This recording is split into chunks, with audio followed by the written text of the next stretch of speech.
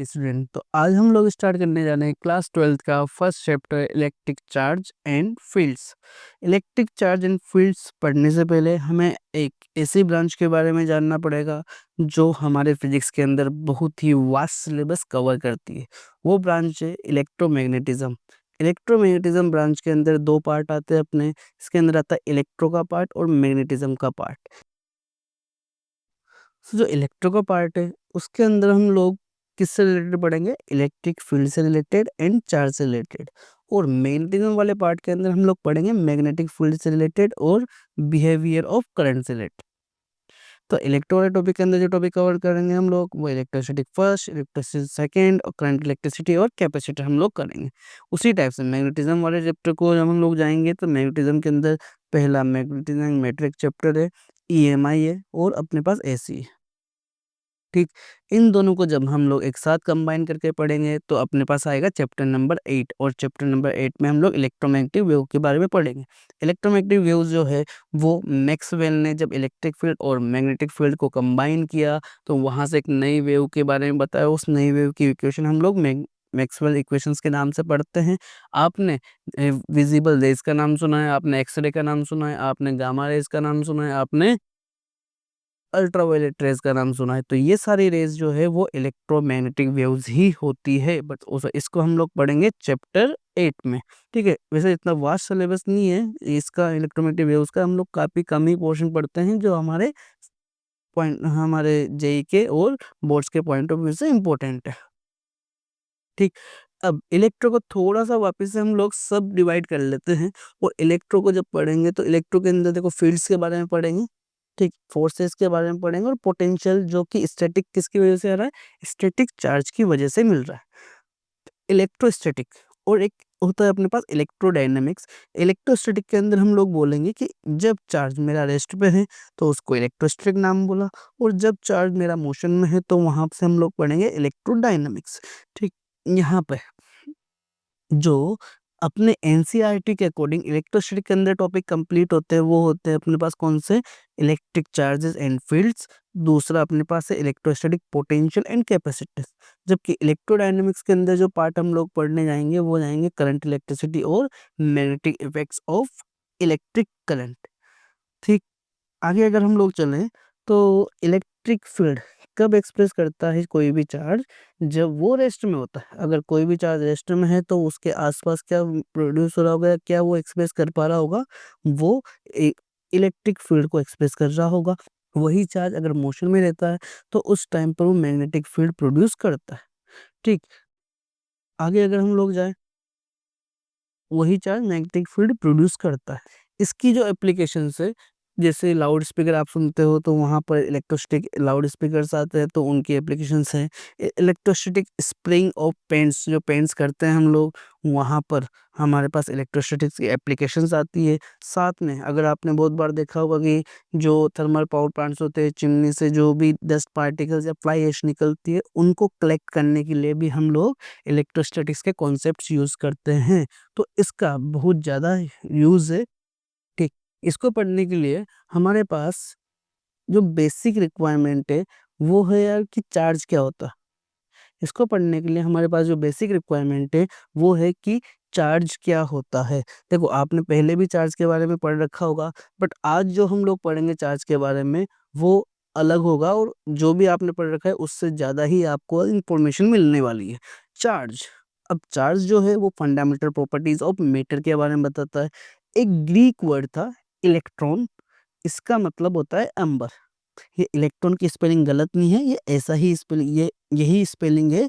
ये Greek word है इसलिए इस टाइप से लिखा हुआ है। इलेक्ट्रॉन का मीनिंग है अंबर, और अंबर जो है वो फर्स्ट सब्सटेंस था जिसकी वजह से हमें पता चला कि स्टैटिक इलेक्ट्रिसिटी कुछ होती है। तो एंशियंट जो ग्रीक्स थे उन्होंने अंबर, जो एक मटेरियल, एक सब्सटेंस है, येलोइश सब्सटेंस होता है ये, ठीक, उसको पहली बार इन्होंने ऑब्जर्व किया और वहां पे देखा क्या कि वो डस्ट पार्टिकल और थ्रेड्स को अपनी तरफ अट्रैक्ट कर रहा है। डस्ट पार्टिकल जो थ्रेड्स है उनको अपनी तरफ अट्रैक्ट कर रहा है। और ये कब हो पा रहा है, जब उसको रब किया गया वुल से या सिल्क से।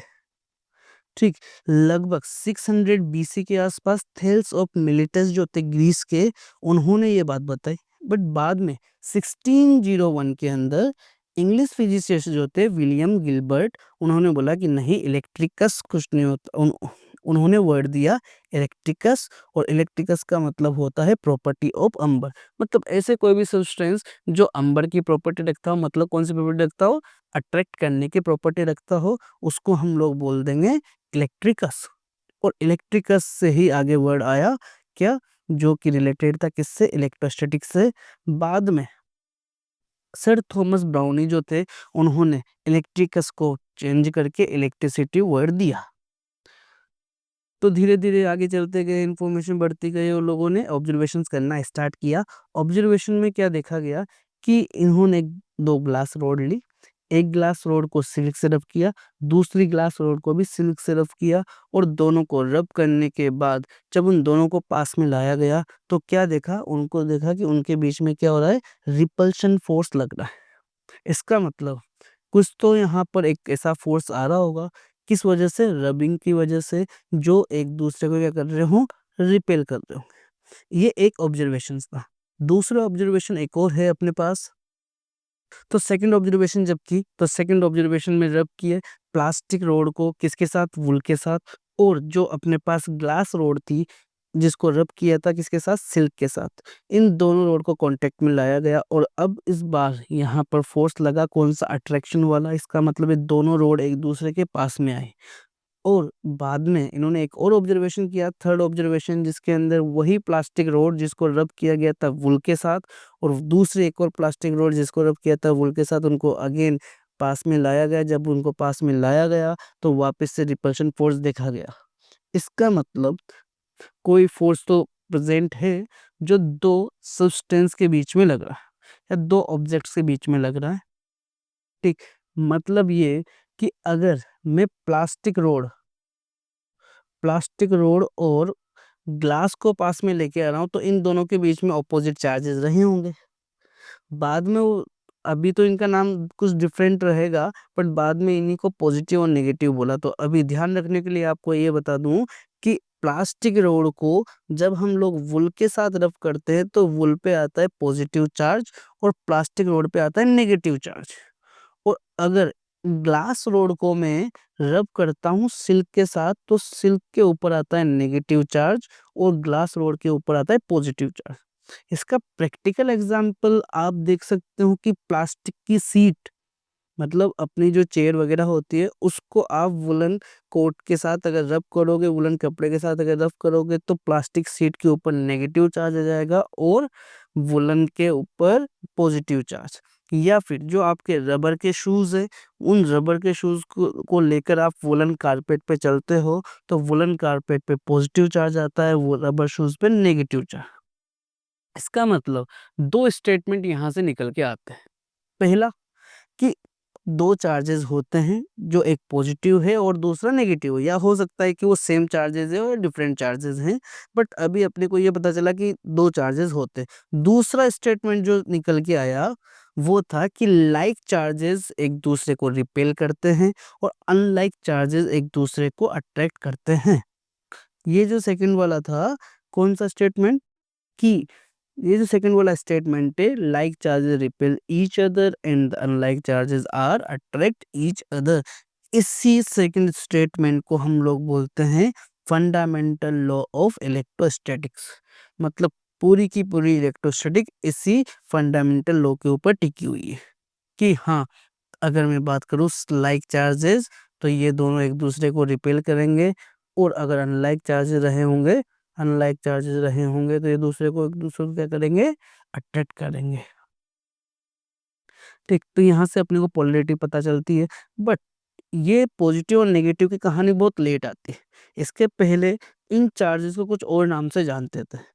अकॉर्डिंग टू चार्ल्स ड्यूफे जो थे, इन्होंने बोला कि दो टाइप के चार्जेस हैं, ये आपने सही बताया। बट एक जो चार्ज है उसको अपन बोलते हैं विटेरियस चार्ज, और दूसरा जो चार्ज है उसको हम लोग बोलते हैं रेजिनेस चार्ज। ठीक, ये विटेरियस चार्ज ही नाम क्यों दिया गया, क्योंकि चार्ज जो है वो डेवलप हो रहा था किसके ऊपर, ग्लास रोड के ऊपर। तो ऐसा कोई सा भी चार्ज जो ग्लास रोड के ऊपर डेवलप हो रहा है उसको इन्होंने नाम दिया क्या, विटेरिस। और क्यों ऐसा बोला, क्योंकि विट्रम जो एक लैटिन वर्ड है उसका मतलब होता है ग्लास, और ग्लास के ऊपर डेवलप होने वाले चार्ज को विट्रियस इन्होंने बोला। दूसरा जो रेजिनस था, रेजिनस चार्ज को क्यों बोला इन्होंने, नाम ऐसा क्यों दिया, क्योंकि ऐसा चार्ज जो अंबर रोड के ऊपर, या फिर अंबर को जब मैं रफ करता हूँ वुल के साथ तब अंबर रोड के ऊपर अपने को मिल रहा है, अंबर रोड के ऊपर जब अपने को चार्ज मिल रहा है तो उस चार्ज को, क्योंकि अंबर एक टाइप का सब्सटेंस, एक रेजाइन है, तो अंबर जो रेजाइन था इसी वजह से उसका नाम दिया गया रेजिनस। बट बाद में काफी समय तक इसको नहीं माना गया, और फिर जब माना गया तो एक और यहाँ से डिबेट निकल के आई कि एबोनाइट की जो रॉड होती है वो, उसको भी अगर पॉलिश किया जाए, ठीक है, एबोनाइट की रोड को भी अगर पॉलिश किया जाए तो वो भी एक विट्रियस इलेक्ट्रिसिटी प्रोड्यूस करती है। इसका मतलब विट्रियस सिर्फ ग्लास ही नहीं होता, एबोनाइट की रॉड भी हो सकती है। तो न्यू नोमेनक्लेचर आया जो कि बेंजामिन फ्रैंकलिन ने दिया है। ये काफी फेमस साइंटिस्ट है बेंजामिन फ्रैंकलिन, जिन्होंने इलेक्ट्रिसिटी के बारे में बहुत कुछ बताया, काफी सारे एक्सपेरिमेंट्स वगैरह करके। तो हम लोग आगे वन बाय वन डिस्कस करेंगे। इन्होंने बोला कि जो चार्ज ग्लास के ऊपर आया था उसको मैं पॉजिटिव नाम देता हूँ, जो चार्ज प्लास्टिक के ऊपर आया था उसको मैं नेगेटिव चार्ज देता हूँ।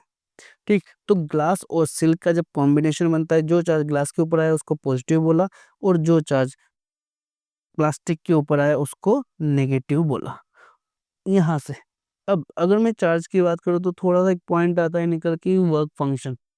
मान लो कोई भी चार्ज एक जगह से दूसरी जगह ट्रांसफर हो रहा है, कि हम लोग क्या कर रहे थे कि ग्लास रोड को मैं रब कर रहा हूँ किसके साथ, सिल्क के साथ। अगर मैं ग्लास रोड को सिल्क के साथ रब कर रहा हूँ तो वहां पर चार्जेस ट्रांसफर हो रहे हैं, इसी वजह से तो एक पे पॉजिटिव हो रहा है दूसरे पे नेगेटिव।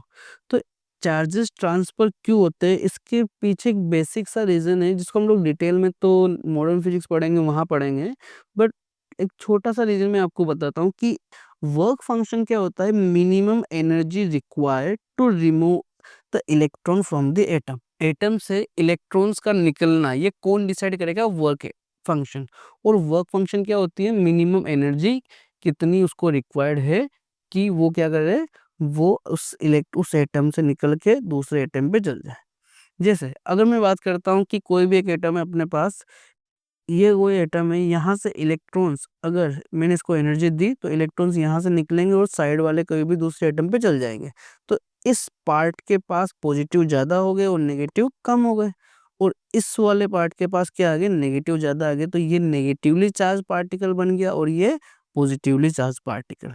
तो जो ट्रांसफर होता है चार्ज का वो रबिंग से हो सकता है। रबिंग तीन टाइप से यहाँ से आते हैं कि हम लोग चार्ज कैसे ट्रांसफर कर सकते हैं। पहला जो तरीका चार्ज ट्रांसफर करने का वो फ्रिक्शन है, दूसरा जो तरीका है चार्ज ट्रांसफर करने का वो कंडक्शन है, और तीसरा जो तरीका है वो इंडक्शन है। इन तीनों के बारे में थोड़ा सा डिटेल में बाद में पढ़ेंगे, बट फिलहाल हम लोग ये जानते हैं कि इलेक्ट्रॉन्स जो है वो ट्रांसफर होते हैं रबिंग से, और कहाँ से कहाँ होते हैं, लोअर वर्क फंक्शन से हायर वर्क फंक्शन की तरफ मेरे पास क्या होते हैं, इलेक्ट्रॉन्स ट्रांसफर होते हैं। तो आगे बढ़ते हैं, चार्ज के बारे में कुछ और जानते हैं। और चार्ज एक अपनी स्केलर क्वांटिटी होती है। आप जानते हैं कि वेक्टर और स्केलर दो टाइप की क्वांटिटी होती है। ऐसी क्वांटिटी जिसको मैं एल्जेब्रिक सम कर सकता हूँ, जो सिर्फ और सिर्फ मैग्नीट्यूड के ऊपर डिपेंड करती है, उसको हम लोग स्केलर क्वांटिटी बोलते हैं। तो चार्ज इज ऑल्सो है स्केलर क्वांटिटी। अगर मैं इसकी एसआई यूनिट की बात करता हूँ, ये एक फिजिकल क्वांटिटी है और हर फिजिकल क्वांटिटी की एसआई यूनिट होती है। तो मैं इसकी एसआई यूनिट की बात करता हूँ तो एसआई यूनिट ऑफ चार्ज होती है कूलाम, जो कि साइंटिस्ट का नेम है कूलाम। इसी वजह से इसका जो लेटर है वो कैपिटल में है। जो भी साइंटिस्ट के नेम होते हैं उनसे अगर ऐसा यूनिट बनती है तो उसको हम लोग कैपिटल में लिखते हैं। जैसे एम्पियर इलेक्ट्रिक करंट की ऐसा यूनिट है, उसको हम लोग कैपिटल ए लिखते हैं। इसकी जो सीजीएस यूनिट है उसको हम लोग बोलते हैं स्टेट कूलाम। स्टेट कूलाम जो है इसका और कूलाम का एक रिलेशन होता है कि 1 coulomb equal to 3 × 10⁻⁹ statcoulomb. ठीक है, अब बहुत बार जब क्वेश्चन आता है तो क्वेश्चन में दे देते हैं वो स्मॉलर यूनिट्स भी। स्मॉलर यूनिट आप जानते हो 10⁻⁻6 कूलाम, इसको हम माइक्रो कूलाम बोलते हैं। 10⁻³ कूलाम, इसको हम लोग मिली कूलम बोलते हैं। ठीक, तो यहाँ से दो चार्ज निकल के आते हैं कि एक पॉजिटिव चार्ज होता है और एक नेगेटिव चार्ज। पॉजिटिव चार्ज जो अगर आप लोग ने 9th में भी थोड़ा बहुत पढ़ा है एटम के बारे में केमिस्ट्री के अंदर, तो एटम के अंदर तीन चीजें अपने पास प्रेजेंट होती है। कौन कौन से? इलेक्ट्रॉन होता है, न्यूट्रॉन होता है और प्रोटॉन होता है। तो प्रोटॉन जो कि न्यूक्लियस के अंदर है, उसको वो एक पॉजिटिव चार्ज है। इलेक्ट्रॉन जो कहाँ पर रिवॉल्व कर रहा है? ऑर्बिट के अंदर रिवॉल्व कर रहा है, वो एक नेगेटिव चार्ज है। और अपने पास न्यूट्रॉन होता है, वो क्या है? न्यूट्रल है। न्यूट्रल मतलब उसके ऊपर कोई भी चार्ज नहीं है। फंडामेंटल चार्जेस, फंडामेंटल चार्जेस वो है अपने पास कौन से? प्रोटॉन और इलेक्ट्रॉन। स्मॉलर यूनिट जो होती है पॉजिटिव चार्ज की, वो अपने पास प्रोटॉन है, और स्मॉलर यूनिट जो है नेगेटिव चार्ज की, वो अपने पास इलेक्ट्रॉन है। इसके बाद अगर आपने बहुत बार क्वार्क का भी नाम सुना होगा, क्वार्क। ठीक है, क्वार्क को भी हम लोग बोलते हैं कि 2/3 अगर हम लोग बोल देते हैं, या फिर E/3 बोलते हैं, तो ये सब जो है ये क्वार्क का पार्ट है। बट क्वार्क को और छोटी यूनिट बताया है किससे? इलेक्ट्रॉन से, जो हमारे सिलेबस के बाहर है। अभी फिलहाल हम लोग को इतना ही ध्यान रखना है कि इलेक्ट्रॉन एंड प्रोटॉन ये स्मॉलेस्ट यूनिट है किसके? अपने एटम की। मतलब एटम के अंदर जो पार्टिकल्स है वो इलेक्ट्रॉन और प्रोटॉन हमें पता है। अब अगर मैं बात करूँ तो 1e जो होता है उसमें कितना चार्ज होता है? उसमें चार्ज होता है 1.6 इंटू 10⁻⁹ कूलम। और यही चार्ज सेम किसके लिए होता है? इलेक्ट्रॉन के लिए। बट साइन कौन सा आएगा यहाँ पे? नेगेटिव आ जाएगा। तो 1e की वैल्यू इलेक्ट्रॉन के लिए होती है 1.6 इंटू 10⁻⁹ कूलम। मतलब एक प्रोटॉन के पास और एक इलेक्ट्रॉन के पास चार्ज की वैल्यू सेम होती है। कितनी? 1.6 इंटू 10⁻⁹ कूलम। और आगे बढ़ते हैं तो अपने को मिलता है यार ई की वैल्यू हम लोग जानते हैं 1.6 इंटू 10⁻⁹ कूलम हो गई। तो अपने पास मास ऑफ प्रोटॉन जो है वो है 1.67 इंटू 10⁻⁻27 kg। और मास ऑफ इलेक्ट्रॉन जो होता है वो होता है 9.1 इंटू 10⁻31 kg। लगभग अगर मैं बात करूं तो जो चार्ज होता है प्रोटॉन और इलेक्ट्रॉन पे वो सेम होता है, बट मास जो है वो बहुत ज़्यादा होता है प्रोटॉन का किसके कंपेयर में? इलेक्ट्रॉन के कंपेयर में। हाँ, ये वैल्यू आपको -27 और -31 kg है, ये आपको कम लग रही होगी। बट अगर मैं कंपेयर करता हूँ इसको माइक्रो लेवल पे, तो यहाँ पे 10⁻⁻4 का डिफरेंस मेरे पास देखने को मिल रहा है। और इसी वजह से हम लोग बोल सकते हैं कि मास ऑफ प्रोटॉन, और इसी वजह से हम लोग बोल सकते हैं कि मास ऑफ प्रोटॉन जो है वो मास ऑफ इलेक्ट्रॉन से ज़्यादा है। मास ऑफ प्रोटॉन लगभग लगभग मास ऑफ न्यूट्रॉन के आसपास आता है, बट मास ऑफ न्यूट्रॉन की बहुत ही कम हम लोग को ज़रूरत पड़ेगी। ठीक है, फिर भी हम लोग ध्यान रख सकते हैं कि mass of proton is near by और approximately mass of neutron. Next अपने पास है gold leaf electroscope. Gold leaf electroscope जो है वो एक ऐसा डिवाइस है जो हम लोग यूज करते हैं to detect the presence of charge. Charge की प्रेजेंस डिटेक्ट करने के लिए हमें एक एक्सपेरिमेंट करते हैं, उसको बोलते हैं गोल्ड लीफ इलेक्ट्रोस्कोप। देखो इसके अंदर क्या है कि यहाँ पर एक ब्रास डिस्क लगाई हुई है। ठीक है, एक इंसुलेटर प्लग है। साथ में इस ग्लास जार के अंदर इस ब्रास डिस्क से होते हुए एक और वही ब्रास की रोड अंदर आ रही है। और वहां पर नीचे हम लोगों ने एक असेंबली लगाई हुई है किस चीज की? गोल्ड लीफ की। गोल्ड लीफ एक बहुत सी पतली सी पत्ती टाइप से होती है, जो हम लोग इस शेप में लेके आते हैं, डबल उसके शेप में, डबल लीव्स के शेप में। ठीक, अब साथ में इस मेटल फॉइल लगाइए, एक मेटल फॉइल लगाइए, ताकि जो एक्स्ट्रा चार्जेस हैं वो उसकी अर्थिंग हो जाए। आगे अगर देखें तो जैसे ही मैं इसको इस ब्रास रोड के साथ, इस ब्रास डिस्क के साथ मैं किसी भी एक पॉजिटिवली चार्ज्ड इबोनेट रोड को लगा देता हूँ, या फिर ग्लास रोड को भी लगाता हूँ, तो उसकी वजह से क्या होगा कि इससे चार्ज ट्रांसफर होंगे और कहाँ जाएंगे? वो चार्ज इस ब्रास डिस्क से होते हुए वो जाएंगे ब्रास रोड में, और ब्रास रोड में जाने के बाद वो जाएंगे गोल्ड लीफ के पास। जब वो गोल्ड लीफ के पास वो चार्ज जाएंगे तो क्योंकि यह इसके पास पॉजिटिव चार्ज है सारे के सारे, और वो गोल्डन लीफ के जो चार्ज है वहाँ पे भी पॉजिटिव आएगा। अगर इसके ऊपर पॉजिटिव पॉजिटिव चार्ज आएंगे तो दोनों क्या होगा, रिपल्शन होएगा। और जब दोनों का रिपल्शन होएगा मेरे पास, तो यहाँ से हम लोग को पता चलेगा कि हाँ यार, इसके ऊपर कुछ ना कुछ चार्ज है, मतलब ये बॉडी क्या है, चार्ज बॉडी है। एक्चुअल में यहाँ पर जितना ज़्यादा डाइवर्जेंस होता है इन दोनों लीव्स के बीच में, उतना ज़्यादा हम लोग बता सकते हैं कि यहाँ पे चार्जेस की क्वांटिटी थोड़ी ज़्यादा है। डाइवर्जेंस थोड़ा कम होता है तो हम लोग बोल देंगे चार्जेस की अमाउंट कम है। अगर डाइवर्जेंस मेरे पास ज़्यादा होता है तो हम लोग बोल देते हैं कि यहाँ पर चार्जेस ज़्यादा है। तो फिलहाल अपने काम का इतना ही है एनसीईआरटी के अंदर, या फिर आपसे जो पूछा जाएगा जेई के अंदर भी, वो बस इतना पूछ सकते हैं कि का जो गोल्ड लीफ जो इलेक्ट्रोस्कोप है वो क्या काम आता है। वो यही काम आता है to detect the presence of charge. आगे अगर हम लोग चलें तो आगे यहाँ से प्रॉपर्टीज के बारे में पढ़ते हैं। प्रॉपर्टीज जो है इलेक्ट्रिक चार्ज की कुछ प्रॉपर्टीज है जो बहुत एसेंशियल है एक्चुअल में। कौन कौन सी, एक प्रॉपर्टी अपने पास है एडिटिविटी ऑफ चार्जेस, दूसरी है कंजर्वेशन ऑफ चार्जेस, और तीसरी है क्वांटाइजेशन ऑफ चार्जेस। अगर मैं एडिटिविटी ऑफ चार्जेस के बारे में बात करूं तो फर्स्ट जो प्रॉपर्टी है एडिटिविटी ऑफ चार्जेस, यहाँ पे एडिटिविटी ऑफ चार्जेस के अंदर हम लोग ऐसा समझ सकते हैं कि अगर कोई अपने पास एक बॉडी है जिसके पास 2 कूलम चार्ज है, -3 कूलम चार्ज है, +4 कूलम चार्ज है, और इसमें से मैं बोल सकता हूँ कि यहाँ से 3 कूलम चार्जेस बाहर निकल गए, मतलब 3 इलेक्ट्रॉन बाहर चले गए। तो इस बार इसके पास कितने चार्जेस बचे होंगे, 2 कूलम +4 कूलम -3 कूलम। ये इसके पास, इस बॉडी के पास, ये बॉडी ए है और यहाँ पर कोई बॉडी बी है। तो इसके पास यहाँ से अगर 3 कूलम चले गए होंगे तो इसके पास 3 कूलम आए, और यहाँ से मैं क्या करूँगा, 3 कूलम को हटाऊंगा तो इस बॉडी के पास कितने चार्जेस हैं, 6 कूलम चार्जेस, जिसको मैं डायरेक्टली एल्जेब्रिक सम करके ऐड कर सकता हूँ। और अगर ये एक न्यूट्रल बॉडी रही होगी स्टार्टिंग में, यहाँ से जब -3 कूलम चार्ज गया, तो अब इस बॉडी के ऊपर, बॉडी बी के ऊपर जो चार्जेस आए वो कितने आए, टोटल -3 कूलम चार्जेस आए। इसका मतलब ये कि अगर किसी भी सिस्टम के या किसी बॉडी के ऊपर जो चार्जेस हैं उनको मैं डायरेक्टली क्या कर सकता हूँ, उनका एल्जेब्रिक सम कर सकता हूँ। किसके साथ यार, विथ साइन, साइन के साथ मैं उनको रख सकता हूँ और यहाँ पर ऐड कर सकता हूँ। उसी को मैंने क्या बोला कि एडिटिविटी ऑफ चार्जेस वाली प्रॉपर्टी ये रखते हैं। दूसरी प्रॉपर्टी अपने पास आती है conservation of charge. Conservation of charges में क्या कि देखो, हम लोगों ने अभी थोड़ी टाइम पहले एक एग्जांपल देखा था, क्या कि सिल्क, एक बार अपने पास एक सिल्क का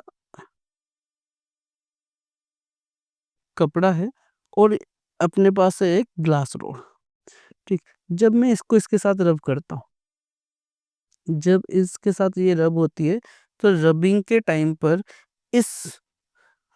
टाइम पर इस वाले ग्लास रोड के ऊपर पॉजिटिव चार्ज आते हैं और इस सिल्क के ऊपर नेगेटिव चार्ज आते हैं।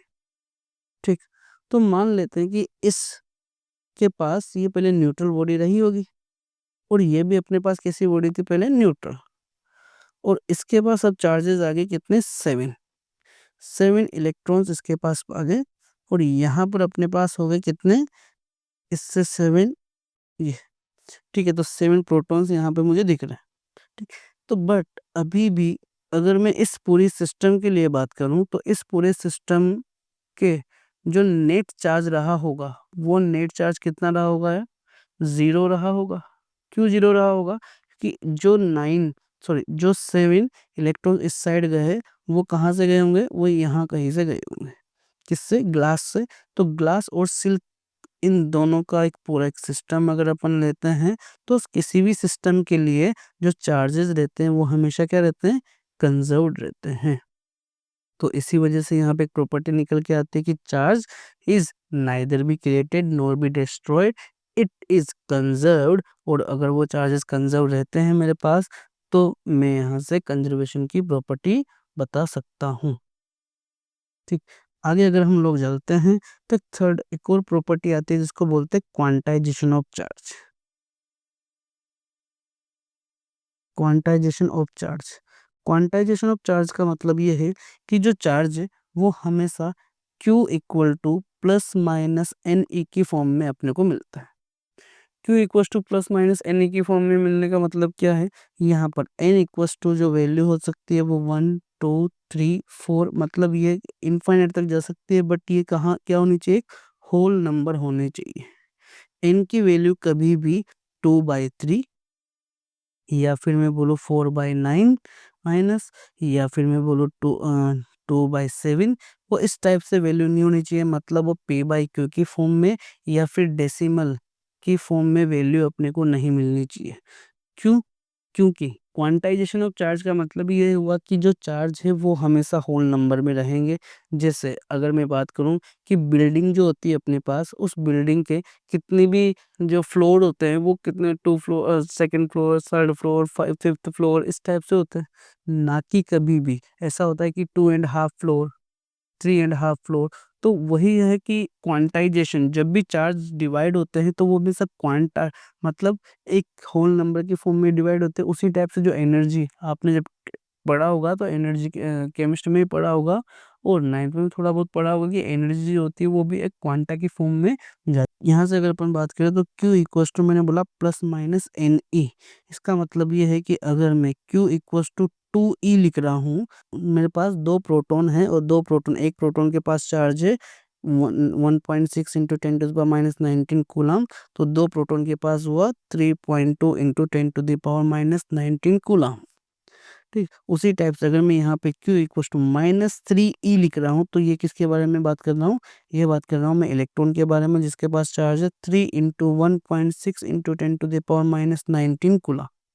अब यहाँ से बात निकल के आती है कि वन जो चार्ज है, वन इलेक्ट्रॉन के पास कितना चार्ज होता है, 1.6 इंटू 10⁻19 कूलम है। तो एक गुलाम में कितने चार्जेस आते हैं, तो मैं इसको 1.6 इंटू 10⁻19 को इस साइड लेके जाता हूँ। तो यहाँ से एक गुलाम के अंदर जब मैं इसको सोल्व करता हूँ तो 10⁻19 ऊपर गया, यहाँ नीचे मेरे पास आया 1.6, इस पॉइंट को भी मैंने हटाया तो यहाँ आया मेरे पास 10 और 1 गुलाम। तो लगभग ये जब मैं इसको फर्दर सोल्व करूंगा तो 1 गुलाम इक्वल टू आएगा 100 मल्टीप्लाई विथ 10⁻18 डिवाइडेड बाई 16। तो 1 गुलाम जो मेरे पास आएगा वो आएगा 6.25 इंटू 10⁻18 इलेक्ट्रॉन्स और 18 चार्जेस। मतलब एक गुलाम के अंदर कितने चार्जेस प्रेजेंट है, 6.25 इंटू 10⁻18 चार्जेस प्रेजेंट है। ठीक, मान लो बहुत बार क्वेश्चन जब आता है तो वो अपने को नंबर ऑफ चार्जेस बताता है। जैसे नंबर ऑफ चार्जेस उसने बता दिए कि अपने पास नंबर ऑफ चार्जेस 18.75 इंटू 10⁻18। ठीक, अगर नंबर ऑफ चार्जेस 10 ये है अपने पास, तो यहाँ से Q की वैल्यू जो आएगी वो कितने आएगी, 3 गुलाम आएगी। तो नंबर ऑफ चार्जेस से हम लोग क्या निकाल सकते हैं, Q की वैल्यू भी निकाल सकते हैं, और अगर Q की वैल्यू अपने पास है तो हम लोग कूलम की फॉर्म में आंसर निकाल सकते हैं। हाउ, इसके ऊपर एक क्वेश्चंस भी कर लेते हैं। तो अपने पास क्वेश्चन है, how much negative and positive charges are there in a cup of water. देखो, जब भी कप ऑफ वाटर की बात आएगी तो जो गिवन मास रहेगा, यहाँ पर हम लोग अज्यूम करते हैं कि गिवन मास जो रहा होगा वो लगभग 250 ग्राम रहा होगा। 250 ग्राम गिवन मास का मतलब है, अगर मैं इसको केजी में करूँगा तो 250 मल्टीप्लाई विथ 10⁻³ केजी। अपने को निकालना है how much negative and positive charges. How much negative and positive charges अगर देखेंगे तो एक मोलिक्यूल के अंदर, किसके, H2O के एक मोलिक्यूल के अंदर जो मोलर मास होता है वो मोलर मास अपने पास है कितना, मोलर मास इक्वल टू होता है अपने पास 18 जो मोलर मास है इसका 18 ग्राम, वो हाइड्रोजन के एक मॉलिक्यूल के केस में है। ठीक, अब मुझे यहाँ पे निकालने हैं सबसे पहले क्या, how much negative and positive charges किसके अंदर, 250 ग्राम के अंदर।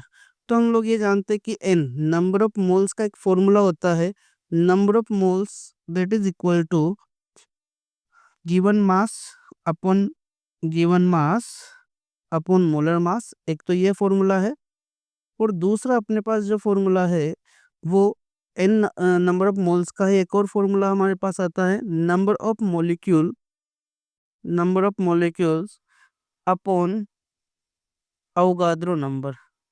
अवोगाद्रो नंबर जो होते हैं, जिसको हम लोग क्या कैसे डिनोट करते हैं, एन ऐसे हम लोग डिनोट करते हैं। ठीक, तो यहाँ पर एन का एक फॉर्मूला निकल के आया, गिवन मास अपन मोलर मास वाला, और दूसरा फॉर्मूला निकल के आया number of molecules upon Avogadro number वाला। तो गिवन मास को मैं स्मॉल एम से लिख रहा हूँ, और मोलर मास को मैं कैपिटल एम से, equals to N number of molecules upon N A Avogadro number. देखो मुझे ये निकालना है कि 250 ग्राम के अंदर कितने नंबर ऑफ मॉलिक्यूल्स रहे होंगे। तो एन की वैल्यू के लिए हमें चाहिए यहाँ पर क्या, M upon capital M multiply with Avogadro number, यही चाहिए। तो यहाँ से n इक्वल टू आएगा, n इक्वल टू अपने पास आया, गिवन मास है 250 ग्राम, 250 ग्राम को अपन ने केजी में कन्वर्ट किया था। यहाँ से है मोलर मास जो है वो 18 ग्राम है, तो उसको भी अपन केजी में कन्वर्ट करेंगे तो वैसे भी कैंसिल आउट हो जाना है। और यहाँ से अवोगाद्रो नंबर जो अपने पास है वो है 6.02 इंटू 10⁻23। जब मैं इसको सोल्व करूंगा तो मेरे पास नंबर ऑफ मॉलिक्यूल्स निकल के आएंगे 8.36 इंटू 10⁻24। ये नंबर ऑफ मॉलिक्यूल्स मेरे पास निकल के आए। अगर बात करें अपन मॉलिक्यूल के अंदर एक मॉलिक्यूल के अंदर हमारे पास जो प्रोटॉन्स कंटेन वो कर रहा होगा, वो प्रोटॉन कितने होंगे, हाइड्रोजन के पास 2 और ऑक्सीजन के पास 8, तो टोटल 10 नंबर ऑफ प्रोटॉन्स रहे होंगे किसके अंदर, एक मॉलिक्यूल के अंदर। टोटल नंबर ऑफ प्रोटॉन्स कितने रहे, 10। और अगर वो न्यूट्रल है तो हम लोग बोल सकते हैं कि 10 ही उसके पास क्या रहे होंगे, इलेक्ट्रॉन रहे होंगे। ठीक, तो यहाँ पर जब मैं टोटल नंबर ऑफ इलेक्ट्रॉन्स की बात करूंगा, तो टोटल नंबर ऑफ इलेक्ट्रॉन्स जो रहे होंगे वो कितने रहे होंगे, मैं इसको मल्टीप्लाई करता हूँ किसके साथ, एक मॉलिक्यूल के पास 10 है, तो हम लोग मल्टीप्लाई कर सकते हैं नंबर ऑफ मॉलिक्यूल से, जो कि कितने हैं 8.36 इंटू 10⁻24। तो यहाँ से अपने पास निकल के आता है 8.36 इंटू 10⁻25। ये अपने पास आते हैं क्या, टोटल नंबर ऑफ इलेक्ट्रॉन्स। और इतने ही क्या होंगे, सेम नंबर के ही मेरे पास क्या मिले होंगे मेरे को, टोटल नंबर ऑफ प्रोटॉन्स रहे होंगे। तो टोटल नंबर ऑफ प्रोटॉन्स भी अपन बोल सकते हैं 8.36 इंटू 10⁻25। अब अगर हमें इसका पॉजिटिव और नेगेटिव चार्जेस देखना है कि पॉजिटिव और नेगेटिव चार्जेस कितने रहे होंगे, तो हम लोग एक फॉर्मूला जानते हैं, Q equals to N E, और n अपने पास निकल के आया 8.36 इंटू 10⁻25। और e की वैल्यू तो हम लोग जानते ही हैं कितनी होती है, 1.6 इंटू 10⁻19। मैं इसको फर्दर कैलकुलेट करूंगा तो मेरे पास वैल्यू आएगी 1.33 इंटू 10⁻7 कूलम। और यही मेरे पास क्या है, चार्ज है किसके ऊपर, ऑन प्रोटॉन के ऊपर। अगर मैं यही सेम बात करूंगा तो मैं माइनस लगा दूंगा यहाँ पे, 1.33 इंटू 10⁻7 कूलम चार्ज है किसके ऊपर, ऑन इलेक्ट्रॉन के ऊपर, जो कि मेरा फाइनल आंसर है। इसी टाइप के क्वेश्चंस हम लोग आगे भी डिस्कस करेंगे, जो टॉपिक हम लोगों ने कवर किए, और नेक्स्ट क्लास में हम लोग देखेंगे इसके ऊपर बेस्ड और भी क्वेश्चंस, जिस प्रॉपर्टीज ऑफ चार्जेस के ऊपर हम लोग क्वेश्चंस देखेंगे। और साथ में जो भी क्वेश्चंस आपके प्रीवियस ईयर्स में आए हुए हैं वो भी हम लोग डिस्कस करेंगे नेक्स्ट क्लास में। Thank you.